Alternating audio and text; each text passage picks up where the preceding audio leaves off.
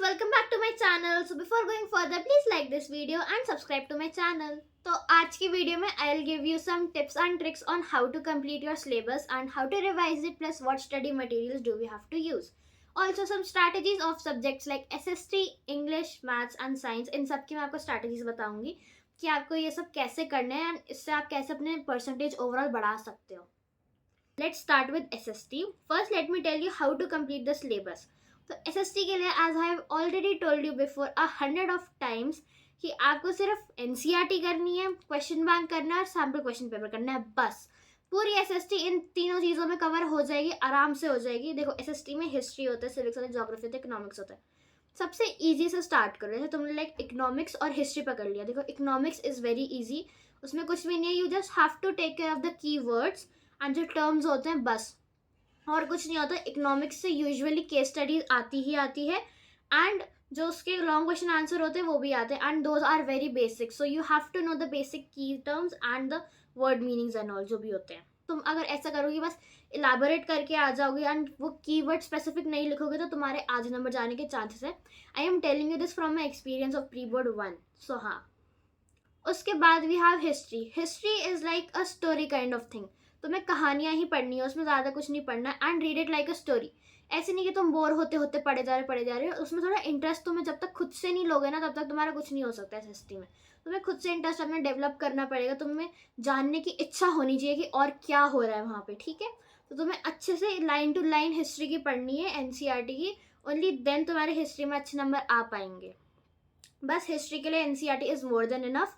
If you want to like तुमको और अच्छे से तुमको जानना है तो you can like watch a one shot video. अब डोंट वॉच की 6-6 घंटे की वन शॉट वीडियो तुमने देख लिया. You can watch like animated वाली तुम देख सकते हो हिस्ट्री के लिए, to understand the story and the concept और थीम ऑफ द चैप्टर कि क्या हो रहा है. एंड डेट्स बहुत इंपॉर्टेंट है हिस्ट्री के लिए, बस और कुछ नहीं है हिस्ट्री में. Just do NCERT, you will be good to go.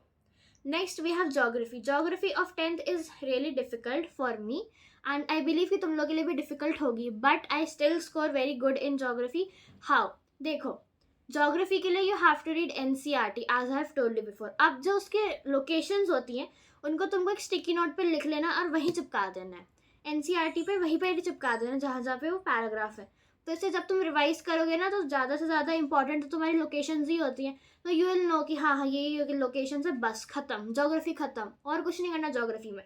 Starting के 2-3 चैप्टर्स हैं जो बहुत ही बेसिक है, उनमें कुछ नहीं करना. तुम्हें बस अपनी मॉरल वैल्यूज़ का यूज़ करना है एंड थोड़ी NCERT का लाइन्स वाइज पढ़ना है अच्छे से. नेक्स्ट जो बीच के 2-3 चैप्टर हैं, agriculture and minerals and energy resources, those are very weird chapters. उसमें तुमको बहुत ही सारे लोकेशंस याद करने हैं.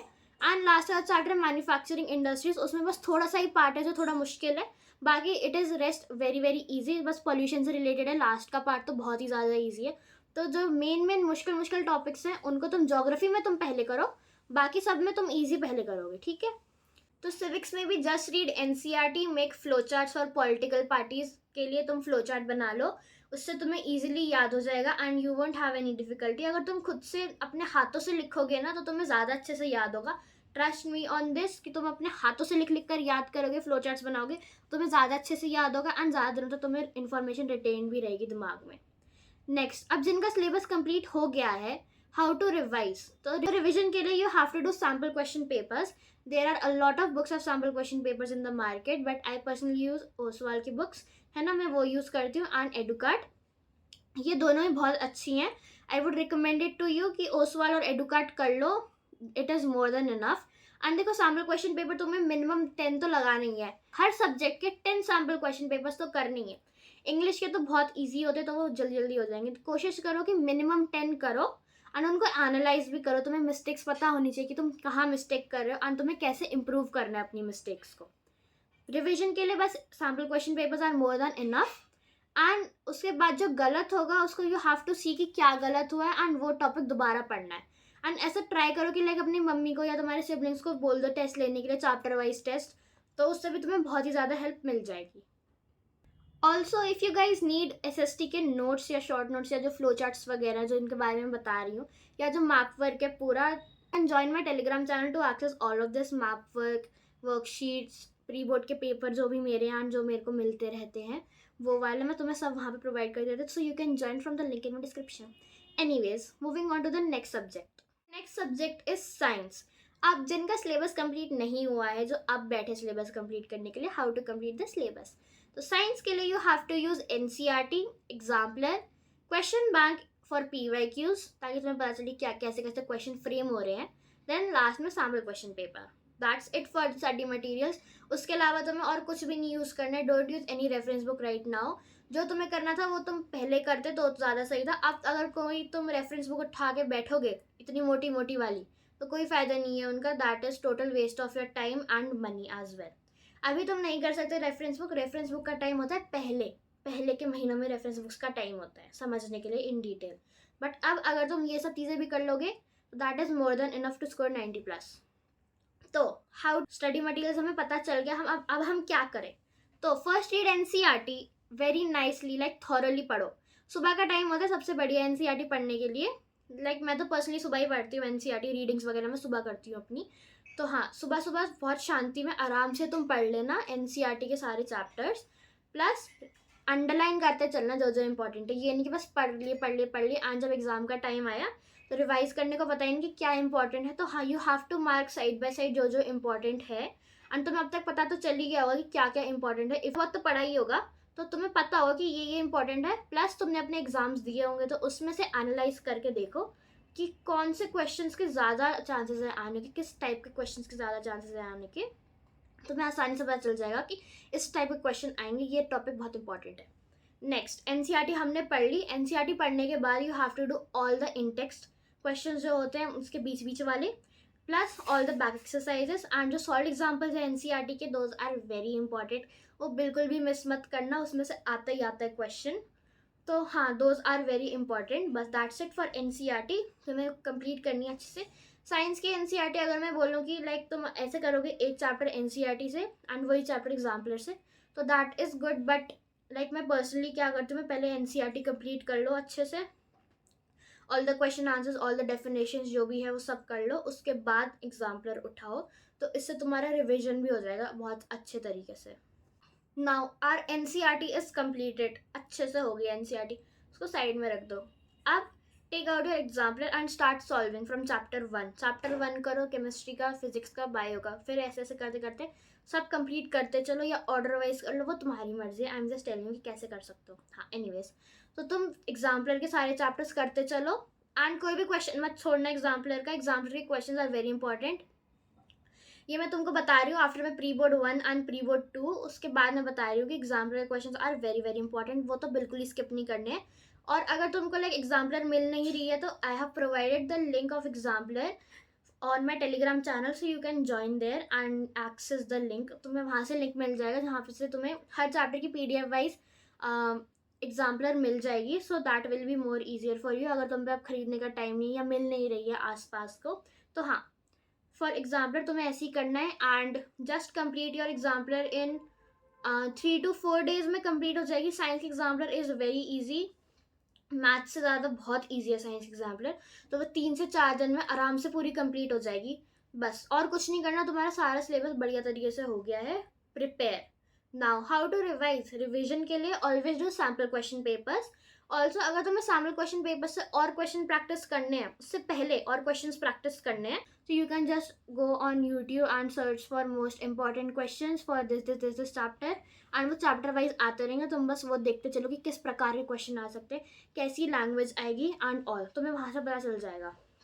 अगर तुम्हारे पास टाइम है, तुम्हारा सिलेबस कंप्लीटेड है एंड सैम्पल क्वेश्चन पेपर्स और PYQs का टाइम है, तो तुम अभी कर लो. लास्ट के 10 days में अगर तुम करने बैठोगे तो कोई फ़ायदा नहीं है, बिल्कुल भी कोई फ़ायदा नहीं है. तुम बहुत ज़्यादा पैनिक टाइप्स हो जाओगे. That is not good obviously. तो हाँ, my first preference is sample question paper. उससे ही तुम्हें पता चल जाएगा वैसे तो कि किस टाइप के क्वेश्चन आ सकते हैं.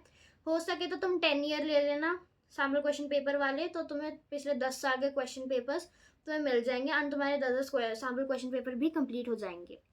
ठीक है, तुम ऐसे भी कर सकते हो. And obviously analyse your mistakes कि तुमने कहाँ गड़बड़ करी है, क्या करा, कैसे नहीं करा. And plus how I study sciences कि मैं पहले NCERT करती हूँ अगर मेरे को कुछ समझ में नहीं आया then I will go to YouTube, watch a one shot lecture या कोई भी यूट्यूब का थोड़ा बड़ा लेक्चर उस टॉपिक से रिलेटेड, थोड़ा बड़ा इलाबोरेटेड वाला लेक्चर, मैं वो देखूंगी। आई अंडरस्टैंड दैट, अच्छे से समझ के I make short notes. Must have seen it in my other study vlogs कि हाँ मैं शॉर्ट नोट्स बनाती रहती हूँ कोई भी रिविजन कर रही होती हूँ तो। और मैं बार बार नहीं बनाती, मैं एक ही बार बनाती हूँ शॉर्ट नोट्स, बार बार नहीं बनाने। हर लेक्चर के बाद तुम नया पन्ना लेके बैठ जाओगे शॉर्ट नोट्स बनाने के लिए, ऐसा नहीं करना है। बस एक ही बार बनाना है एंड उसी में तुम सब चीज़ें इंक्लूड कर लेना, कोई इंपॉर्टेंट वाली चीज़ें जो भी होती हैं सब इंक्लूड कर लेना, इंक्लूडिंग द रिएक्शंस फार्मूलाज जो भी हैं वो सब इंक्लूड कर लेना उन शॉर्ट नोट्स में। तो that is going to be a revision tool before boards. हाँ, उसके बाद आई डू एग्जाम्पलर अच्छे से। If I have any doubt in any question I ask my teacher कैसे करना है भाई, समझाइए मुझे। वो समझा देते हैं, I understand that, then I do that question again जब तक वो पूरा सही नहीं हो जाता, फिर हम नेक्स्ट क्वेश्चन पे आगे बढ़ते हैं। And for biology and physics chemistry सबके लिए लेट मी टेल यू कि diagrams are very important. If you know I have provided you मैं साइंस का प्री बोर्ड का पेपर, तुम्हें पता होगा कि डायग्राम का पूरा 5 नंबर का क्वेश्चन आया था बनाने को, रेस्पिरेटरी सिस्टम का डायग्राम। तो तुम्हें हर डायग्राम की अच्छे से प्रैक्टिस होनी चाहिए, प्लस तुम्हें हर पार्ट का नाम और फंक्शन पता होना चाहिए बायो में, तो दैट इज़ वेरी इंपॉर्टेंट। अगर तुम्हें डायग्राम्स नहीं पता, उनके फंक्शंस नहीं पता, तो बहुत गलती होगी तुमसे, बहुत बड़ी गलती हो जाएगी तुम्हारे बोर्ड के पेपर में, बता रही हूँ मैं। तो डायग्राम्स तो बहुत ही अच्छे से करके जाना। फिजिक्स के लिए आई विल रिकमेंड कि तुम 5 5 या 10 10 न्यूमेरिकल्स रोज सॉल्व करो, तुम्हारे सारे कॉन्सेप्ट क्लियर हो जाएंगे। Plus for the formulas you can make a formula booklet like I have made one. तुम वैसे एक बुकलेट बना सकते हो जिसमें तुमने सारे इंपॉर्टेंट टाइप्स के concept, how to solve a particular question जो तुम जिसमें तुम अटक गए थे, वो सब तुम लिख सकते हो along with all the formulas of all the chapters. जिन जिन चैप्टर में फार्मूलाज हैं जो भी है तुम वो सब लिख सकते हो उसमें। That is very helpful, let me tell you. हाँ, moving on. I hope now you know how to prepare for science and SSC. तुम्हें डिटेल में पता चल गया है कि तुम्हें रिवाइज भी कैसे करना है। Now moving on to the most difficult and most important subject, that is maths. तो मैथ्स के लिए let me tell you what you have to do. तो सबसे पहले you have to revise NCERT पूरी अच्छे से तुम्हें कंप्लीट करनी है। बहुत पतली हो गई है बुक, ज़्यादा टाइम नहीं लगेगा, ज़्यादा से ज़्यादा 2 दिन लग जाएंगे क्योंकि कुछ लेंथी चैप्टर्स हैं। 2 दिन या 3 दिन लगेंगे पूरी एनसीईआरटी करने में। पूरी एनसीईआरटी करने बैठ जाओ तो मैथ्स की बाकी सब्जेक्ट छोड़ दो, मैथ्स करने लग जाओ, अभी से करने लग जाओ भाई, मैथ्स बहुत इंपॉर्टेंट है। बहुत दिक्कत आ जाएगी नहीं तो तुम्हें पेपर में बता रही हूँ। हाँ, तुम्हें एनसीईआरटी थॉरली करनी है, एक एक क्वेश्चन उसका करना है। Don't leave any solve examples. Solve examples हम लीव कर देते हैं, उसी में से क्वेश्चन बन के आ जाता है, तो हाँ you don't have to leave that.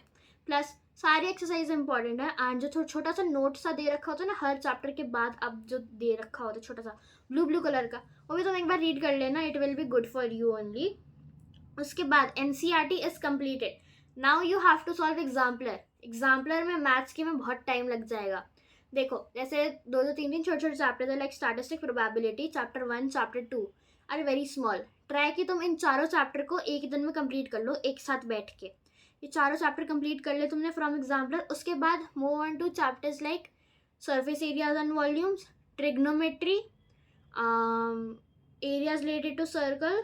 Areas related to circle is comparatively easier than these two, but anyways areas related to circles करने तुम्हें ये तीनों चैप्टर तुम 2 दिन लगाओगे इन तीनों चैप्टर्स पर, लाइक पूरे 2 दिन लगाओगे इन तीनों पर, 2 दिन तुम्हें करने हैं अच्छे से। एंड हो सके तो ज़्यादा टाइम मत लेना क्योंकि टाइम बहुत कम है। उसके बाद हमारे पास है ट्राइंगल्स, सर्कल्स और कौन सा चैप्टर है, ट्रिग्नोमेट्री में I have also included applications of trigonometry, बस और कोई ज़्यादा है नहीं उसमें कुछ। Linear equations, quadratic equations and जो है ट्राइंगल्स और सर्कल्स। चैप्टर लीनियर इक्वेशंस और क्वाड्रेटिक इक्वेशंस तुम्हें पहले कर लेने हैं अच्छे से बिफोर ट्राइंगल्स एंड सर्कल्स। उससे पहले तुम्हें ये दोनों चैप्टर्स कंप्लीट कर लेने हैं in all the aspects like word problems वगैरह तुमको इनकी क्लियर होनी चाहिए कैसे सॉल्व करना है। उसके बाद you have to solve these 2 chapters which were triangles and circles. ये चैप्टर बहुत ही बेकार है, लेट मी टेल यू। है मुश्किल है, ऑब्वियसली मुश्किल है, but if you will practice from exemplar में से सारे क्वेश्चन बन के आते हैं, let me tell you this as well. Exemplar में से ही बहुत सारे क्वेश्चन बन के आते हैं in boards as well as in pre board जितने भी पेपर हुए हैं। So I definitely recommend you exemplar तो ज़रूरी करके जाओ फॉर मैथ्स। ट्रायंगल्स और सर्कल्स ट्राई करो कि लास्ट में करना, एंड तुम्हें एग्जाम्पलर करने में ज़्यादा से ज़्यादा 1 हफ्ता लगना चाहिए, 1 हफ्ते से ज़्यादा नहीं लगना चाहिए। If you go according to what I say तुम्हें 1 हफ्ता ही लगेगा। उससे ज़्यादा टाइम नहीं लेना है। कोई डाउट है अपने टीचर से जाके पूछो या यूट्यूब पे पूछो, बतेरे टीचर भरे भरे हैं। You have to do PYQs of important chapters like triangle, surface area, AP। और AP की केस स्टडीज़ तुम्हें बहुत अच्छे से आनी चाहिए, along with applications of trigonometry की केस स्टडीज तुम्हें बहुत अच्छे से आनी चाहिए, वो बहुत इंपॉर्टेंट है। Try to do all the higher level of case studies, like थोड़ा दिमाग जिनमें लगाना पड़े वो वाली केस स्टडीज़ करो, बिल्कुल ईजी वाली मत करो। उसके बाद you have to do PYQs of triangles and surface areas and volumes, trigonometry, AP, बस। और सर्कल्स के भी तुम्हें इनके PYQs करने ही करने, बाकी चाहे बाकी के चैप्टर्स के मत करो, इनके कर लेना, क्योंकि ये चैप्टर्स हमेशा थोड़े कंफ्यूजिंग हो जाते हैं। लाइक कैलकुलेशन पार्ट में surface areas and volumes, circles और ट्रायंगल्स तो है ही सबसे बेकार चैप्टर। एंड ट्रिग्नोमेट्री के जो आइडेंटिटीज़ वाले हैं तुम्हें बेसिकली उन पर ज़्यादा फोकस करनी, क्योंकि those are very important. Anyways, maths का हो गया सिलेबस कंप्लीट हमारा। हाउ टू रिवाइज, अब जब तुमने NCERT करी है तो तुमने ज़रूर मार्क करे होंगे ना कि कौन से क्वेश्चंस इंपॉर्टेंट है, कौन से हमसे नहीं हुए, कौन से में कुछ ज़्यादा दिमाग लगा है जो नहीं हो पाया। तो तुम्हें वो क्वेश्चंस पूरे रिपीट करने हैं। सेम फॉर एग्जाम्पलर, तुम्हें वो क्वेश्चंस रिपीट करने हैं। एंड अगर तुमने लाइक इंपॉर्टेंट चैप्टर्स के PYQs करे हैं, या तुम में से कुछ ने तो पूरे सिलेबस के PYQs भी करे होंगे, तो उनमें से भी कुछ इंपॉर्टेंट क्वेश्चन होंगे, ऑब्वियसली होंगे ही। तो हाँ, तुम्हें वो भी दोबारा करने हैं। उसके बाद do some sample question papers and you are good to go.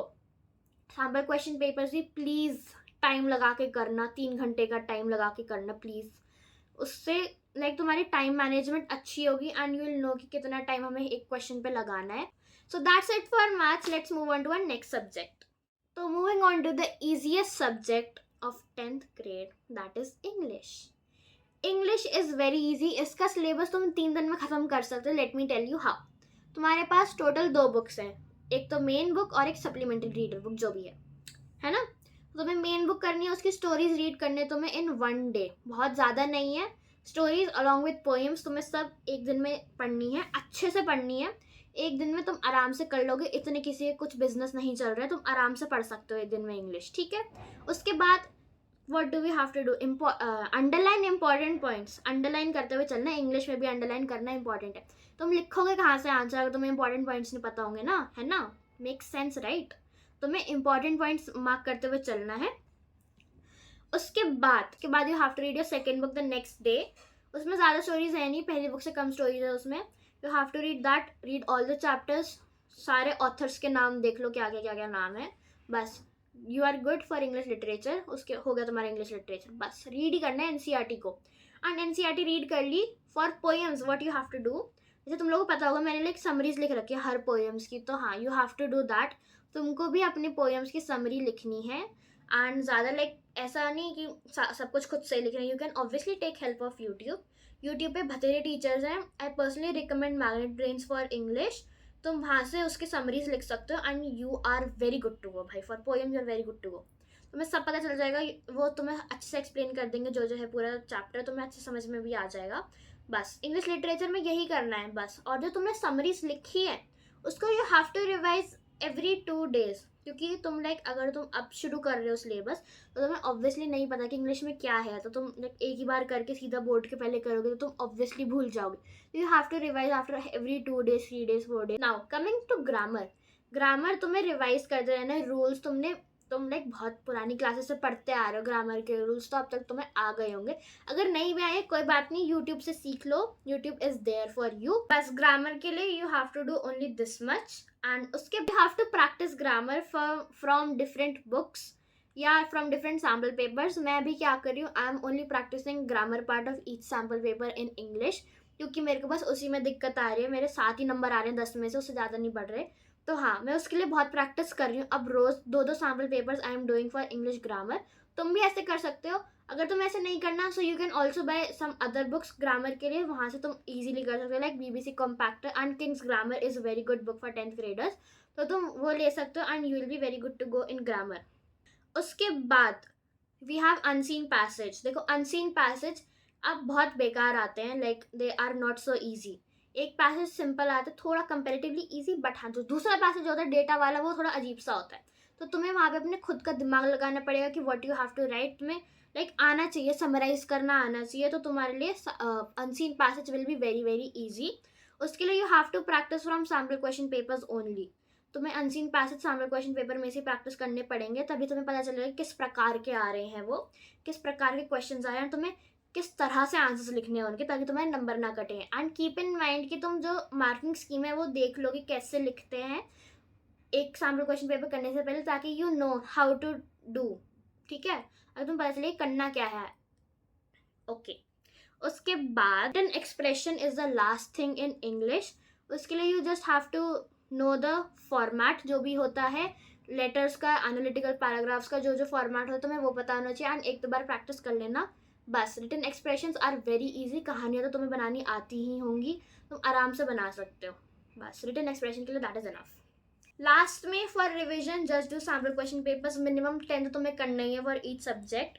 Don't forget to do the official question papers released by CBSE along with the additional practice questions. Okay, you will be good to go.